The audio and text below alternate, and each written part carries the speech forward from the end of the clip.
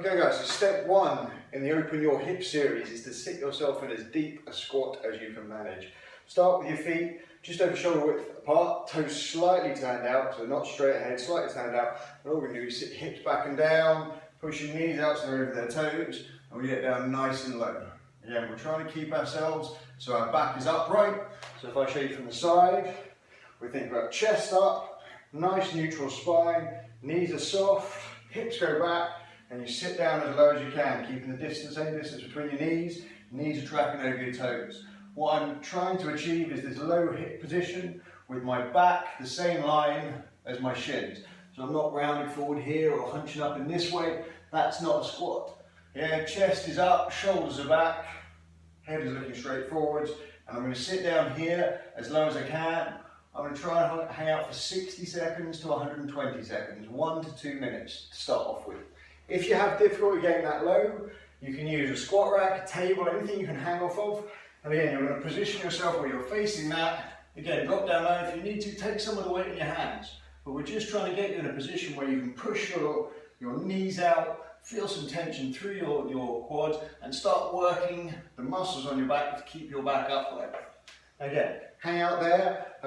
You want to accumulate 1 to 2 minutes. If you have to do 10-second bursts and accumulate the time, do it that way, but spend 1 to 2 minutes in the bottom of a squat.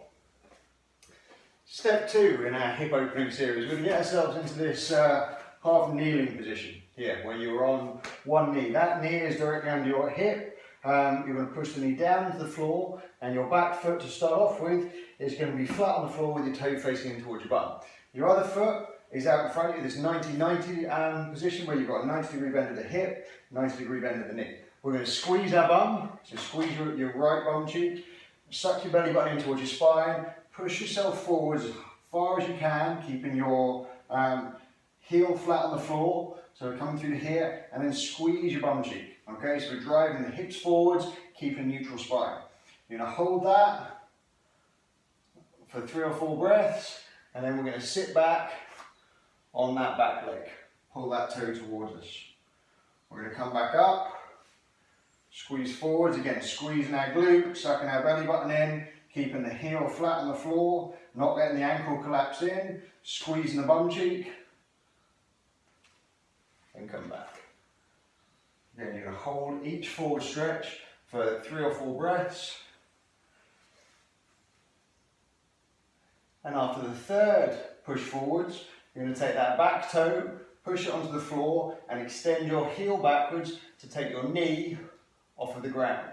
Okay, so you should feel the activation of your glutes, and you're starting to stretch out through that hip flex. Again, keep that glute squeezed, heel backwards, you're trying to straighten that back leg, and then come back down.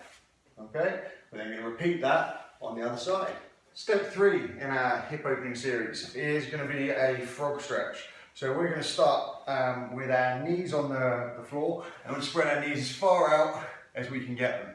Okay, so we're in this position with our hands in front of us, and knees spread out in line with our hips out to the side, with our feet directly beneath our knees. So we're in this 90-degree position at the knee joint. From the side,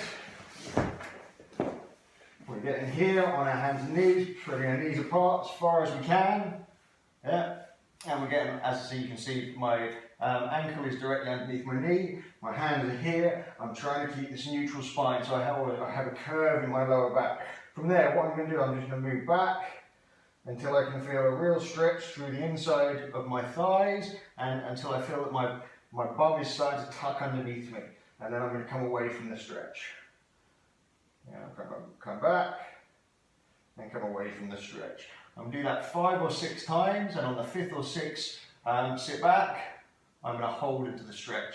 If that is enough for you, that's great. If it's not, if you want a little bit more of a stretch, you can come down onto your elbows and do exactly the same thing. Try to maintain this neutral spine here, moving back. I get to there, and I start to tuck under it really, really tight. I'm then just going to come away from the stretch and come back to it. 5 or 6 times, then on the 5th or 6th one, I'm just going to hold it, and I'm going to hold it for 30 to 60 seconds, depending on what time I've got. Then I'm just going to come away from the stretch a fraction, and then from there, what I'm going to do is start lifting my heel off the floor on one side, and then lift my heel off the floor on the other side. I'm trying not to move my middle, so I'm tight through the core, I'm stable through my back, and I'm just trying to rotate my leg. Yeah? So I'm turning my leg into the middle, rotating the femur, the thigh, so that my ankle lifts up.